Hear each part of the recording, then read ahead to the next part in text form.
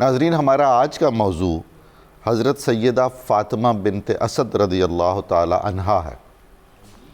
ایک بات تو یہ عرض کرتا چلوں کہ ہم جب بھی مشاہیر اسلام میں سے مقدس خواتین کا ذکر پاک کرتے ہیں تو ہماری نظر میں وہ دن عالمی یوم خواتین ہوتا ہے، اور آپ جانتے ہیں کہ ہمارے چینل سے اسلام کی معروف ہستیوں میں سے خواتین کو نمایاں جگہ دی جاتی ہے اور ان کا اسم گرامی بھی لیا جاتا ہے، ان کا تذکار کرنے کی سعادت بھی حاصل کی جاتی ہے۔ یہ اسی سلسلے کی ایک کڑی ہے۔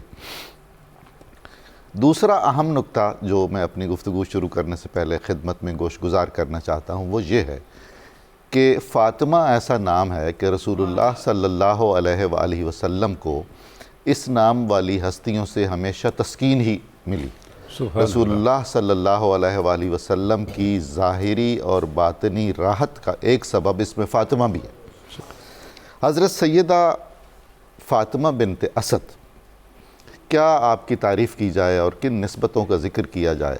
حضرت ابو طالب کی آپ اہلیہ ہیں، اور حضرت ابو طالب وہ ہیں جو عظیم ترین محسن اسلام ہیں، اور حضرت سیدہ کو جو آپ کی اہلیہ ہیں خود رسول کریم صلی اللہ علیہ وآلہ وسلم نے اپنی محسنہ قرار دیا ہے۔ دیکھیے، جو ہستی محسن کائنات ہیں تو جو مرد اور جو خواتین ان کے محسنہ ہیں اور محسن ہیں اور وہ خود فرما رہے ہیں، تو ان کے مرتبے کا، ان کی شان کا کیا عالم ہوگا۔ امیر المومنین علی کی والدہ ماجدہ ہونا کوئی کم شرف نہیں ہے، اور بیت اللہ میں حضرت علی کا تولد ہونا، اس میں حضرت فاطمہ بنت اسد کو جو ہی محسوس ہوا تو آپ بیت اللہ شریف میں تشریف لے گئیں۔ کیسا کمال ہے، یہ شرف رہتی دنیا تک یاد رکھا جائے گا۔ حضرت علیہ السلام کی تائی، اور تائی بھی ایسی جنہیں آپ زندگی بھر ماں کہا کرتے تھے، اس پر میں آگے چل کے بات کروں گا۔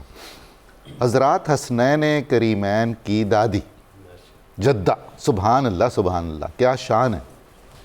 آپ کی طہارت نسبی میں ذرہ بھر شک کی گنجائش بھی اس لیے نہیں ہے کہ رسول اللہ صلی اللہ علیہ وآلہ وسلم کے نسب اطہر کا تسلسل متصل ہوا اس گھرانے سے، تو طیب و طاہر ہیں ہر طرف سے، نجیب الطرفین معمولی لفظ ہے ان کے سامنے۔ شخصیت میں وہ کمال تھا کہ وہ ہستی جنہیں اللہ تعالیٰ نے ہمارے لیے اسوہ حسنہ قرار دیا، نمونہ عمل قرار دیا، انہوں نے ان کے حسن اخلاق کی تعریف فرمائی، ان کی رحلت پر آپ نے گریہ فرمایا، انہیں یہ شرف بخشا کہ انہیں اپنی قمیض عطا کی کفن کے لیے، اور یہ کوئی کم شرف ہے کہ ان کی قبر اطہر میں خود رسول اللہ صلی اللہ علیہ وآلہ وسلم پہلے لیٹے ہوں۔ 5 تاریخ اسلام میں 5 ایسی ہستیاں ہیں جن کو یہ شرف ملا ہوا ہے، تو حضرت فاطمہ بنت اسد بھی ان میں سے ایک ہیں۔ آپ صلی اللہ علیہ وآلہ وسلم نے اشک بہاتے ہوئے ان کی میت کے پاس جو الفاظ عطا فرمائے، جو کلمات کہے، وہ ان کی پوری زندگی کا احاطہ کرتے ہیں، اور میں اس پر گفتگو نہیں کروں گا، ہمارے علماء کرام اپنے خوبصورت انداز میں اس پر بات چیت کریں گے۔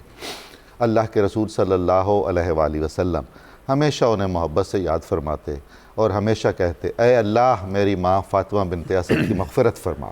اور ہمارا ایمان ہے کہ رسول اللہ صلی اللہ علیہ وآلہ وسلم کی ایک بار کی ہوئی دعا بھی رد نہیں ہوتی، اور یہ دعائیں تو آپ نے اتنی کثرت سے فرمائی ہیں۔ آپ کا یہ کثرت سے دعائیں فرمانا بربنائے محبت تھا، اور ایک طرح سے ان احسانات کا بدلہ آپ نے چکانا چاہا جو حضرت سیدہ فاطمہ بنت اسد نے رسول اللہ صلی اللہ علیہ وآلہ وسلم پر کیے ہوئے تھے۔